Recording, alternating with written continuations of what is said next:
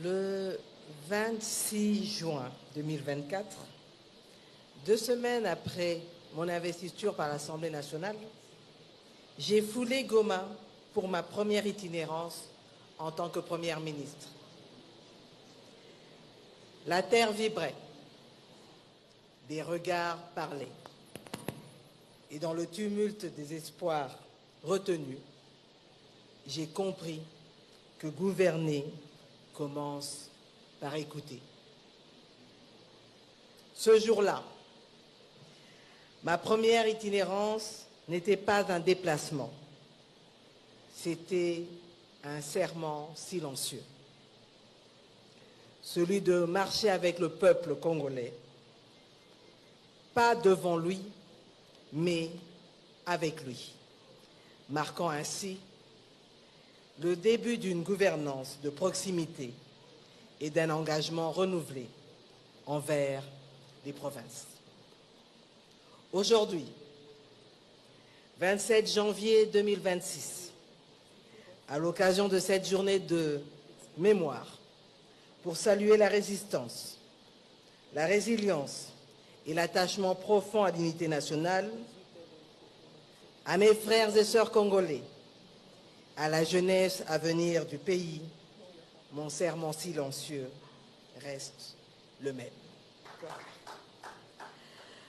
Honorables députés et sénateurs, Mesdames et Messieurs les membres du gouvernement, Mesdames et Messieurs chefs de mission diplomatique et représentants des organismes internationaux, Mesdames et Messieurs les membres du monde académique, Mesdames et Messieurs les membres de la société civile, distingués invités en vos titres et qualités respectifs, Mesdames et Messieurs, chers jeunes de la République démocratique du Congo, représentés ici par nos chers étudiants et étudiantes de l'Académie des Beaux-Arts.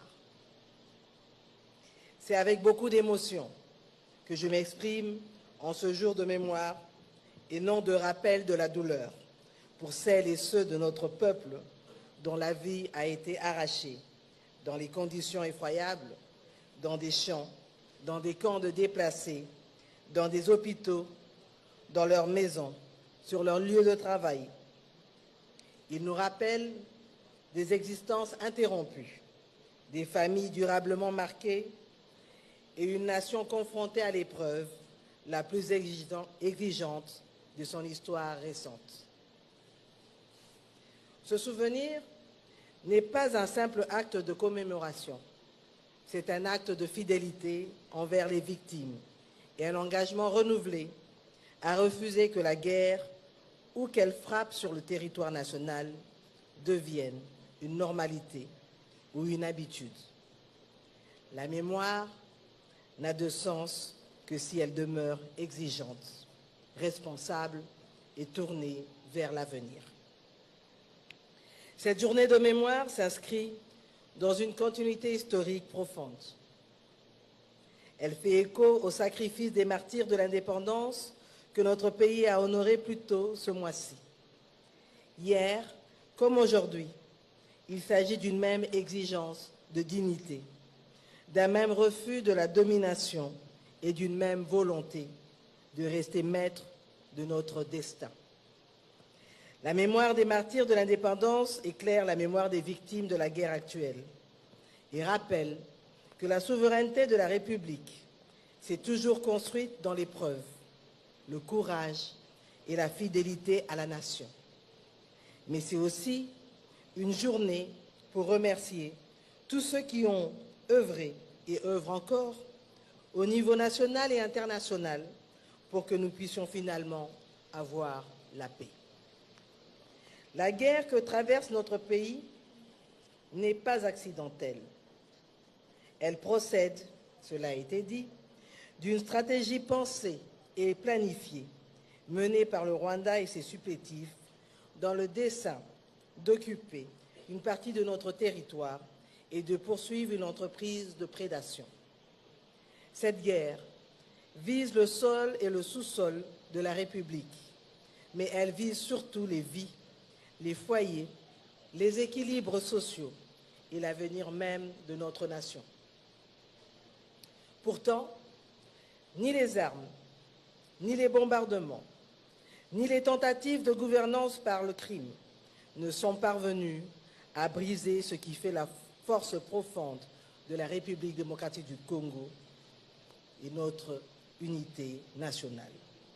Et face à l'épreuve, notre peuple n'a pas cédé à la résignation. Cette résistance s'exprime sous de formes multiples. Elle est portée par le président de la République et les forces armées de la République démocratique du Congo, engagés avec courage et discipline dans la défense de l'intégrité territoriale et la protection des populations civiles.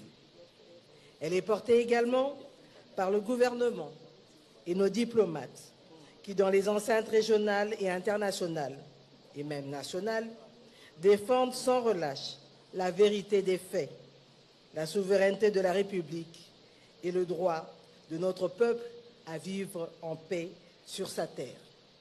Elle est enfin portée par toutes celles et tous ceux qui, dans les villes, les villages, les familles et les communautés, refusent la soumission, tiennent debout et résistent à l'épreuve, avec ou sans armes, dans la fidélité à la République.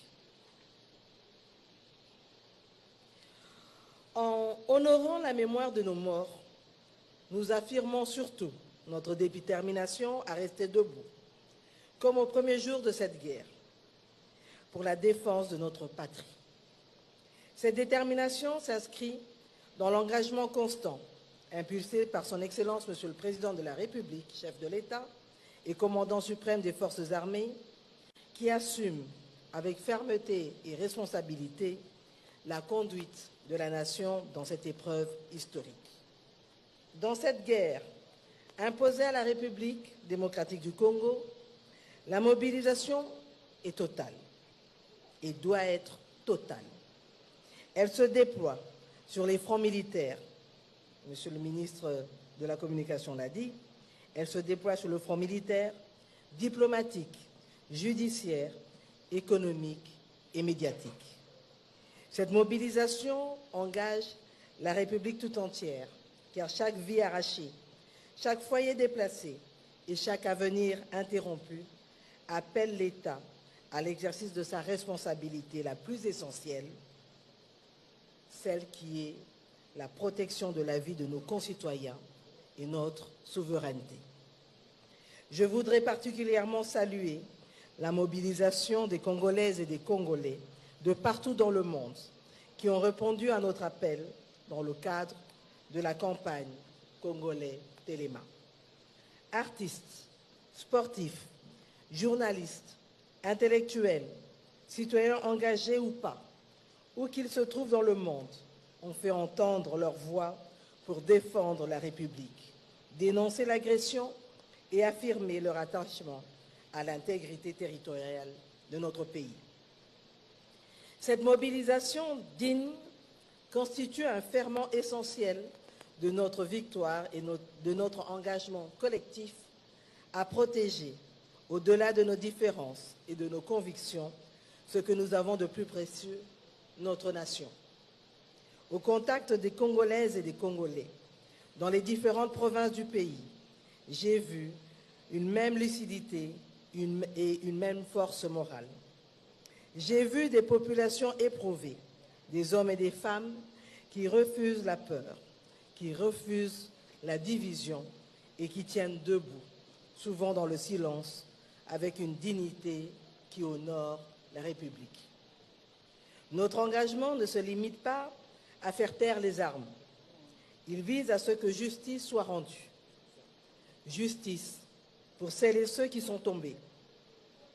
Justice pour celles et ceux qui ont été déplacés. Justice pour toutes les existences dont la trajectoire a été brisée par cette guerre. La paix ne peut être durable que si elle repose sur la vérité, la responsabilité et le refus de l'impunité. Des étapes majeures ont été franchies dans cette direction. L'entérinement le 4 décembre 2025 des accords issus du processus de Washington a permis de poser un cadre structuré et une perspective crédible vers la paix.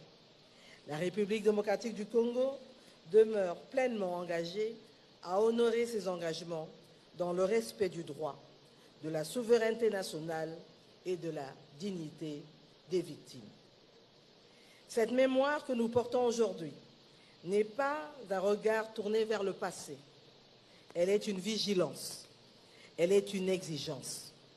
Elle est un appel à ne jamais relâcher l'effort, à ne jamais banaliser la guerre et à ne jamais dissocier la défense du territoire de la protection des vies humaines.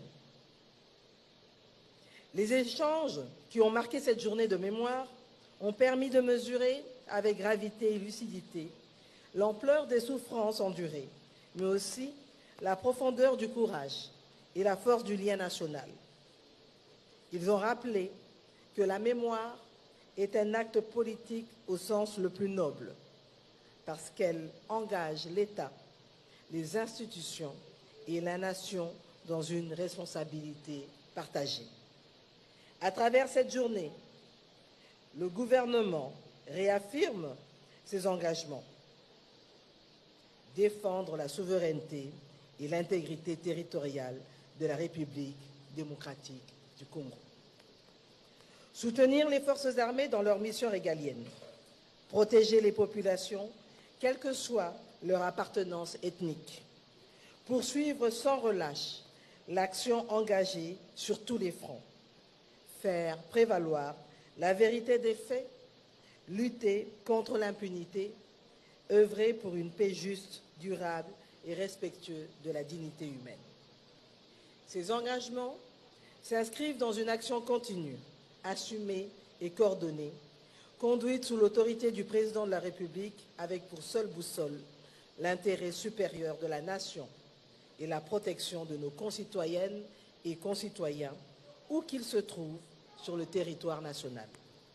À l'issue de cette journée de mémoire, j'invite chacune et chacun à un temps de recueillement. Un recueillement digne pour honorer les vies perdues. Un recueillement respectueux pour les familles éprouvées. Un recueillement responsable pour transformer la mémoire en vigilance, en engagement et en fidélité aux valeurs qui fondent notre République. Se souvenir, c'est refuser l'oubli. Se recueillir, c'est refuser l'indifférence. C'est célébrer la résistance, la résilience et l'attachement à l'unité nationale. Et demeurer unis dans la mémoire, c'est affirmer que face à la guerre, la nation congolaise reste debout, consciente de son histoire, déterminée dans son combat et résolue à préserver son avenir. Sur ce jeudi, Congolais Téléma et Zalikambo Yamabele. Que Dieu bénisse la République démocratique du Congo. Je vous remercie.